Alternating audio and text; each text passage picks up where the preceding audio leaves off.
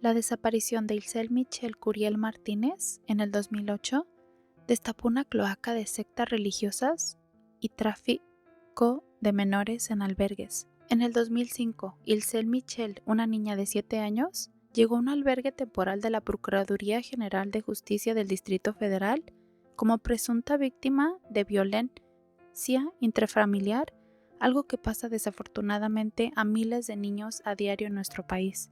Muchos de ellos sí tratando de resguardar su integridad y alejándolos de un ambiente no apto para ellos, pero otros bajo falsas demandas ante el Sistema de Desarrollo Integral de la Familia y por falta de investigación por parte de las autoridades pertinentes, terminan en medio de disputas que pueden durar años para poder ser reintegrados con algún familiar o simplemente al final terminan en albergues o casas hogar donde el ambiente y el trato que viven estos niños termina siendo 1000 veces peor que de donde fueron extraídos en un inicio.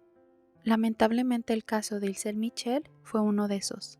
2 años después de llegar al albergue de la Procuraduría, fue trasladada al albergue Casitas del Sur, un albergue administrado por la Asociación Civil Reintegración Social, cuyo presidente era el líder de la organización religiosa la Iglesia Cristiana Restaurada. Pudiéramos pensar que llegó a un buen lugar. El encargado es un líder religioso, un hombre de Dios, pero desafortunadamente esto no era más que un charlatán escudado detrás de la pobre fe de la gente. Un líder que usaba las confesiones de sus feligreses para chantajearlos en caso de que quisieran salir huyendo de la organización. Los miembros fueron inducidos a llevar huelgas de hambre y muchas cosas más. Regresando al caso de Ilse, cuando en el 2008 a su abuela materna un juez le otorga la patria potestad de la niña, ésta acudió feliz a la casa hogar porque por fin su nieta podría estar con su familia, pero se encontró con la sorpresa de que se le negaba ver a la niña, hasta que al fin, después de la intervención de las autoridades, los encargados de la casa hogar confesaron que la niña ya no se encontraba en el lugar.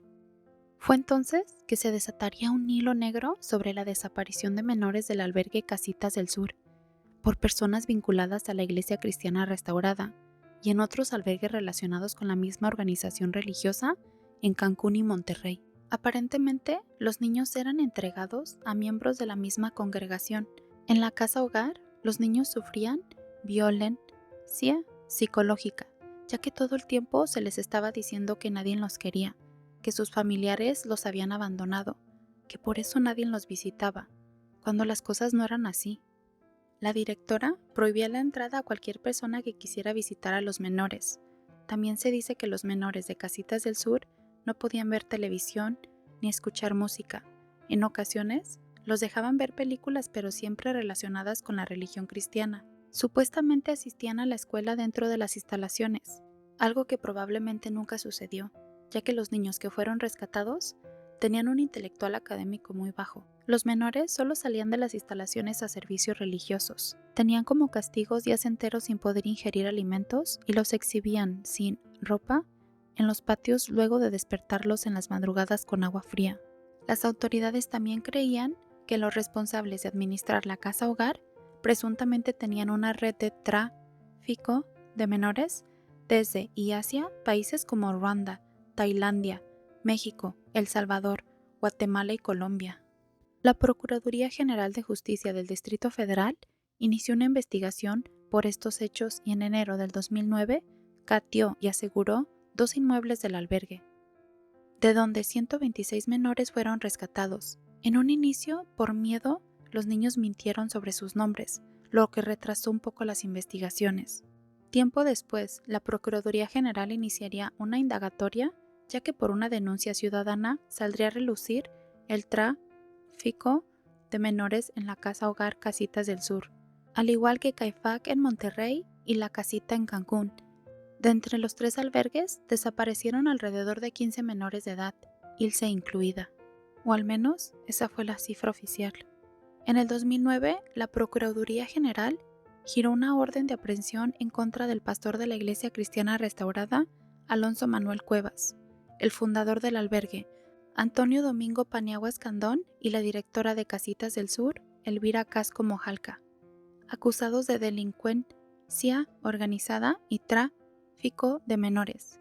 Cifras millonarias fueron ofrecidas a aquel que tuviera cualquier información que ayudara a dar con el paradero de los menores, y por el de las personas involucradas con su desaparición, porque como era de esperarse, los involucrados lograron huir.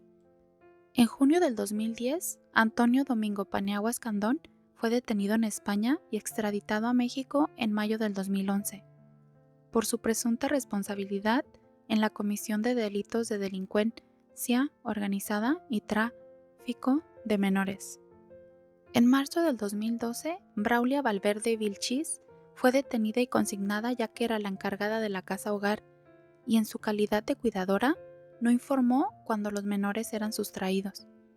Elvira Casco Moljalca, exdirectora de la casa hogar Casita del Sur, también fue detenida. En marzo del 2014, una joven que decía ser Ilse Michel llegó sola en taxi a las oficinas del DIF del Estado de México. Después de las pruebas pertinentes se comprobó que efectivamente se trataba de Itzel Michel Curiel Martínez, ahora un adolescente. Las autoridades la llevaron con su abuela materna, quien tenía la patria potestad de la menor, pero al parecer luego se iría a vivir con su mamá, la cual declaró que la joven no quería hablar ni bien ni mal de las personas que la tuvieron cautiva. Al parecer, ellos mismos fueron quienes la dejaron ir y la ayudaron a agarrar el taxi que la llevó a su libertad. Aunque la mamá sí le dejó claro que ellos la habían retenido ilegalmente por años que su familia nunca dejó de buscarla. La joven sí declaró que a ella le dijeron que su familia la abandonó porque no la quería y que en su cautiverio llevaba un adoctrinamiento religioso estricto. Tenía una vida solitaria donde no le permitían ni ver televisión, salir o tener contacto con otros niños. La madre de Ilse sí quiso dejar claro que las autoridades no habían tenido nada que ver con el que su hija regresara a casa así como lo habían declarado cuando la joven apareció, y que ahora solo pedía respeto, privacidad, para recuperar el tiempo con su hija y poder vivir una vida tranquilas. Otros menores que también desaparecieron de la casa hogar regresaron con sus familias, pero otros más aún siguen desaparecidos. ¿Qué opinan del caso? Los leo en los comentarios.